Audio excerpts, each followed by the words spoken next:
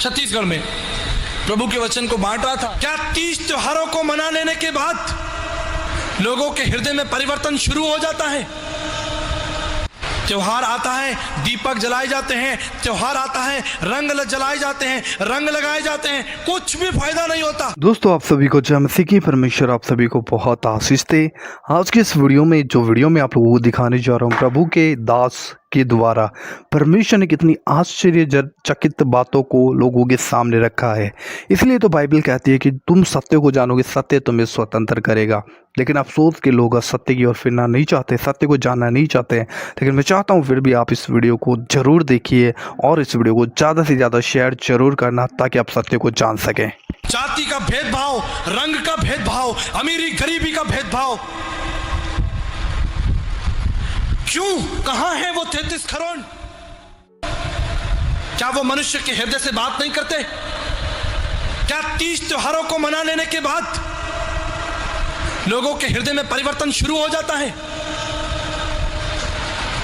त्योहार आता है, दीपक जलाए जाते हैं, त्योहार आता है, रंग जलाए जाते हैं, रंग लगाए जाते हैं, कुछ भी फायदा नहीं होता।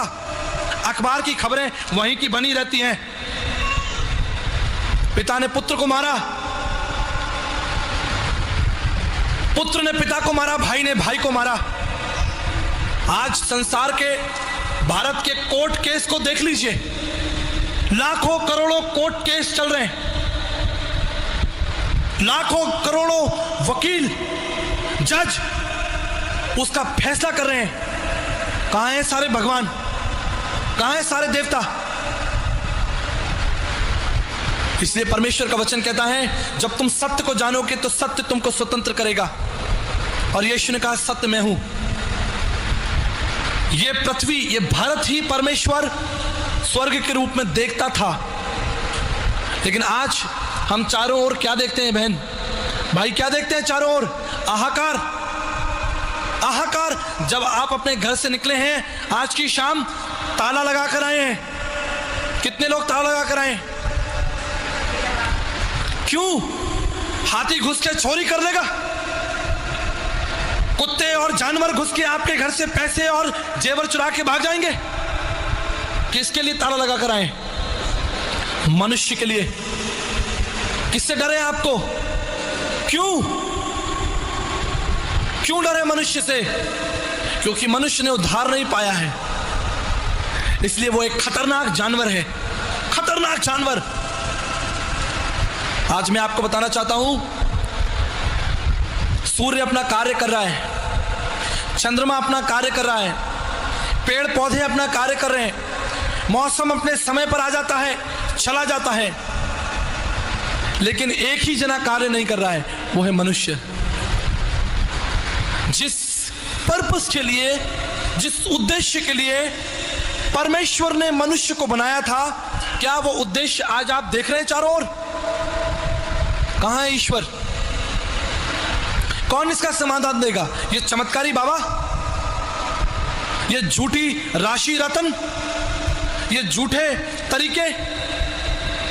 मैं आपके लिए एक पद निकालना चाहता हूं, खोलिए मत्ती की इंजील, उसका दूसरा अध्याय। दूसरे अध्याय के ऊपर क्या लिखा है? किसका आगमन?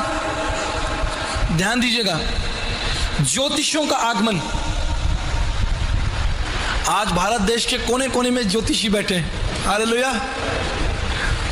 पिछले दिनों छत्तीसगढ़ में प्रभु के वचन को बांट रहा था और एक ज्योतिषी सभा के समाप्त होने के बाद मेरे पास आए।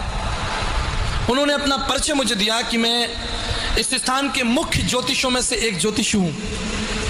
आपको शहर के कई हिस्सों में मेरे बड़े बड़े बोर्ड मिलेंगे। यहाँ के बड़े बड़े व्यापारी मेरे पास ज्योतिषी विद्या के लिए आते हैं। लेकिन कल रात आप पवित्र बाइबल में से परमेश्वर के विषय में बता रहे थे, वेदों और शास्त्रों में से बता रहे थे। मेरी इच्छा हुई कि मैं आपसे व्यक्तिगत रूप से मिलूं और आपसे बातचीत करूं। कल आपने बताया कि प्रभु यीशु मसीह सब ज्ञान को, संसार की सारी नीति को, संसार के सारे तौर तरीकों को हटाता है और अनुग्रह देता है। आप कुछ बताना चाहेंगे कि हमारे विषय में यीशु मसीह क्या कहता है? ये जो हम कर रहे हैं, ये हम क्या कर रहे हैं और हम कहां जा रहे हैं? और मैंने ये पद उनके सामने खोला कि जब हमारे प्रभु यीशु मसीह का जन्म हो रहा था तो सबसे पहले ज्योतिषी आए। इसलिए मैं आपको नमस्कार करता हूं, क्योंकि बाइबल में आपका स्थान है। बाइबल आपके कार्य को एक्नॉलेज करती है, स्वीकार करती है। ध्यान से सुनिएगा, इसमें एक रहस्य की बात है।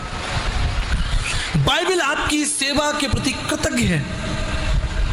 ज्योतिषी आए प्रभु यीशु मसीह के जन्म के संदेश को लेकर, लेकिन मैं आपको बता देना चाहता हूं, आपकी सेवा समाप्त हुई। ज्योतिषी सेवा समाप्त हुई। उन्होंने पूछा कैसे? अच्छा है ना, बाइबल ज्योतिषियों के विषय में बताती है। मैंने कहा जब तक यीशु नहीं आया था तब तक तो आपकी आवश्यकता थी, लेकिन जो ही वो आ गया आपकी सेवा समाप्त हुई। हालेलुया। सारी सेवाएं समाप्त, संसार का सारा ज्ञान समाप्त। मैं इसके विरोध में कुछ नहीं कहूंगा। नक्षत्र और तारे ईश्वर तक पहुंचाते हैं, नहीं पहुंचाते? पहुंचाते होंगे। जब यीशु संसार में नहीं आया था तो लोगों के विकल्प थे कि भाई कुछ ना कुछ तो करना है ईश्वर तक पहुंचने के लिए। लेकिन अब यीशु आ गया है और अब वो बोलता है। पहले आप बोलते थे, अब यीशु बोलेगा। हालेलुया। विधियों का जो लेख था उसने मिटा डाला। हाथ देखने वाले, नक्षत्र देखने वाले, तारागण देखने वाले, तीर्थों पर घुमाने वाले। आपको पता है सुलेमान ने मंदिर बनवाया, कहां बनवाया? पहाड़ पर बनवाया। कहां बनवाया? कौन से पहाड़ पर? हालेलुया, मोरिया पहाड़ पर। आज भारत में मंदिर कहां पाए जाते हैं? ये दर्शन कहां से आया? पहाड़ों पर मंदिर बनाने का दर्शन कहां से आ रहा है? बाइबल से आता है। चंदन की लकड़ी, पीतल की हौदियां, पवित्र स्थान, अति पवित्र स्थान, महापवित्र स्थान, याजकों के वेशभूषा, सोने चांदी के, लकड़ी के, दीपकों की कारीगरी, छत की नक्काशी, दीवारों की नक्काशियां, सीढ़ियों की नक्काशियां। आज आप जाइए, पहला राजा दूसरा राजा पढ़कर किसी मंदिर के सामने खड़े हो जाइए और देख लीजिए। लेकिन अब ये सेवाएं समाप्त हुई। क्यों? क्योंकि पहले हम मंदिर जाते थे, लेकिन अब यीशु ने कहा कि तुम परमेश्वर का मंदिर हो। पहले हमें मोरिया पहाड़ पर चढ़कर परमेश्वर के लिए आराधना करने मंदिर जाने की आवश्यकता थी, लेकिन यीशु ने विधियों के खेल को, विधियों के लेख को, उसने कहा तुम परमेश्वर का मंदिर हो और परमेश्वर का आत्मा तुम में वास करता है। Now we not required temples. हमारा यीशु मसीह हृदय में रहता है, हमारे साथ साथ चलता है। जहां कहीं तू जाएगा मैं तेरे साथ साथ चलूंगा। आमीन। हम ऐसे परमेश्वर की आराधना करते हैं। हम कपाट बंद कर देके परमेश्वर को छोड़कर आने वाले लोग नहीं हैं। कपाट बंद हो गए, हम वो लोग नहीं हैं। हम वो लोग हैं जो यीशु को, परमेश्वर को अपने हृदय में लिए फिरते हैं। हमारा परमेश्वर ना सोता है ना ऊँघता है। मेरे प्रियो, टमाटर सोच समझ के खरीदते हो, परमेश्वर सोच समझ के पाओ। सब एक नहीं है, सब दिख एक रहा है, लेकिन जब टटोलोगे ना तब समझ में आएगा। 19 साल तक ये जानने का प्रयास किया यीशु मसीह ही परमेश्वर है। आप समझ रहे हैं? मैंने यीशु मसीह को यूं ही ग्रहण नहीं कर लिया। जांच के, परख के, सोच समझ के, ज्ञान बुद्धि से अच्छी तरीके से जान के क्या यीशु मसीह ही परमेश्वर है। ही परमेश्वर भी नहीं, यीशु मसीह भी परमेश्वर है, ऐसा नहीं है। I am the way, I am the truth and I am the life. मार्ग, सत्य और जीवन मैं ही हूं, दूसरा कोई मार्ग नहीं है। तुम्हें विधिवंती मृत्यु में नान्य पंथा विद्यते यनान श्वेताश्वर उपनिषद 3:8 में लिखा है, उस परमेश्वर को जानो, वो तुम्हारे जीवन को बदल देगा।